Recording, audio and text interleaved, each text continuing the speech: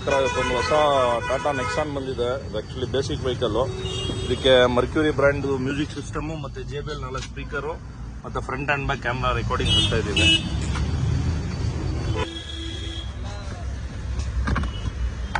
So ಇವೆಲ್ಲ ಕಂಪ್ಲೀಟಾಗಿ ಬಿಚ್ಕೋಬೇಕು.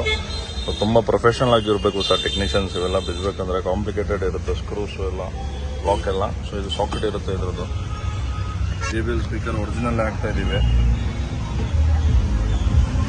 ಅದು ಕಂಪ್ಲೀಟ್ ಆಗಿದೆ. ಸೊ ಇದು ಜಾಸ್ತಿ ವಿಡಿಯೋ ಮಾಡೋಕ್ಕಾಗಿಲ್ಲ, ಇವತ್ತು ಸ್ಯಾಟರ್ಡೆ ಫುಲ್ ಬ್ಯುಸಿ ಆಗಿದ್ವಿ. ಸೊ ಇದು ಫ್ರಂಟು, ಇದು ಬ್ಯಾಕು.